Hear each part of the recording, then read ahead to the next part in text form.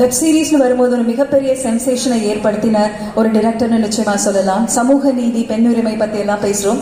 இந்த சீரிஸ்க்கு கிடைத்த வரவேற்பு நிஜமாவே அவ்வளவு பெரிய மகிழ்ச்சி, பெண்ணாகிய எல்லாருக்குமே சொல்லலாம்.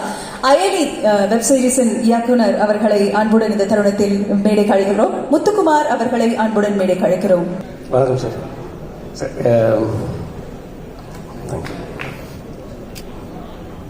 எல்லாரும் பயமாக இருக்குது எல்லாரும் முன்னாடி பேசுகிறதுக்கு.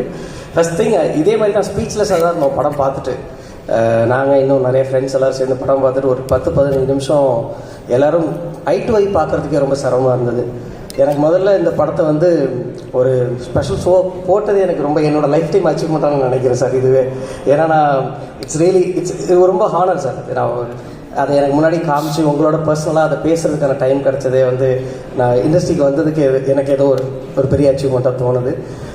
ஏன்னா எனக்கு பெரிய இன்ஸ்பிரேஷன். நான் ஃபஸ்ட்டு அயலி பண்ணும்பொழுதே எனக்கு அதில் நிறைய மல்டிபிள் கேரக்டர்ஸ் இருக்காங்க. அந்த கேரக்டர்ஸ் ஒருத்தவங்களும் டிஸ்டிங்டிவாக தெரியணும் அப்படின்னா அது எப்படி கேரக்டர் பிரிக்கணுங்கிறதுக்கு எனக்கு வந்து பரியரும் பெருமாள் தான் ஒரு பெரிய ரெஃபரன்ஸாக இருந்தது. ஒரு கேரக்டர் இன்னொரு கேரக்டர் லேயர் கலர்ஸ் மிக்ஸ் ஆகக்கூடாது, அதை எப்படி ஹேண்டில் பண்ணணும். ஒரு விஷயத்தை நம்ம வந்து இது வந்து இட்ஸ் ஒரு ஒரு சொசைட்டியில் ஒரு பிரச்சனையை அட்ரஸ் பண்ணுறோம் அப்படிங்கிறப்ப இது பேசி தீர்க்க வேண்டிய பிரச்சனைனா அது எப்படி அந்த கான்வர்சேஷனுக்குள்ளே கொண்டு வரணுங்கிறதுக்கு எனக்கு பரியர் பெருமாள் பெரிய ரெஃபரன்ஸாக இருந்தது. ஸோ அன்னையிலேருந்து எனக்கு நான் எந்த இடத்துக்கு வந்தாலும் சொல்லுவேன், இந்த கதைகள் பண்ணுறதுக்கெல்லாம் காரணம் வந்து Mari sir, Ranjith sir, Vetrimaaran sir, இன்னும் நிறைய பேர் வந்து அவங்களோட எக்ஸ்பர்டீஸ் அவங்க கொடுக்குற பாதை தான் நாங்கள் அடுத்த ஸ்டெப் எடுத்து வைக்கிறதுக்கு ஹெல்ப்ஃபுல்லாக இருக்குது அப்படின்னு. இந்த படம் பார்த்துட்டு எங்களுக்கு சசி சார் கூட சொன்னாங்க, உங்கள் லைஃப் ஒரு லைஃப், அந்த லைஃப்பை வந்து இது என்னோடய லைஃப், நான் இந்த படம் எடுத்திருக்கேன் அப்படின்னு தைரியமாக சொல்கிறதே ஒரு பெரிய, ஏன்னா அப்படி ஒரு லைஃப் தான் சார் சொல்ல முடியும், இல்லைனா ஃபேக்காக இருக்கும் அது. பட் அந்த லைஃப்பை பார்க்குறதுக்கு, அதை பார்த்ததுக்கு பிறகு ஒரு 15-20 நிமிஷம் ஆயிடுச்சு நாங்கள் ஒரு வாரத்தை கூட பேசுகிறதுக்கு. அவ்வளோ அழுத்தமாக இருந்தது. லிட்ரலி எல்லோரும் அழுதுருக்க வேண்டியது, பட் எப்படியோ கண்ட்ரோல் பண்ணிகிட்டு இருந்துட்டோம்.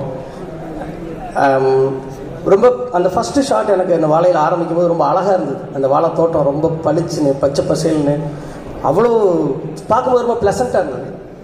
பட் அந்த லாஸ்ட்டு ஷாட் அதை பார்க்கும் பொழுது லிட்டரலி கண் கலங்கிருச்சு. அது எவ்வளோ அந்த இலைக்கு கீழே எவ்வளோ பெயிண்ட் இருக்குது அப்படிங்கிறதும், எத்தனை பேர் சொன்னாங்க அது ரொம்ப இலகுவாக நினைப்போம், அது எவ்வளோ கனமானது அப்படின்னு. ஒவ்வொரு இடமுமே வந்து ரொம்ப பதபதப்பாக இருந்தது.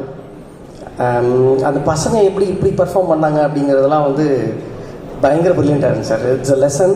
எனக்கு நிறைய மொமெண்ட்ஸ் இருக்குது அந்த கதையில். ஒவ்வொரு மொமெண்ட்டுமே வந்து ரொம்ப பெயின்ஃபுல்லாக இருந்தது அப்படிங்கிறத தாண்டி ரொம்ப உண்மையாக இருந்தது.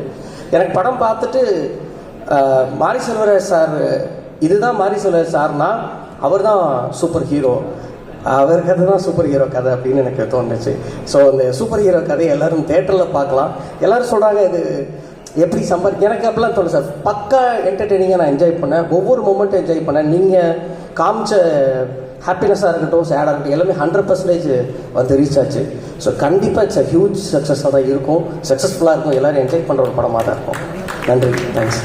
Thank you so much.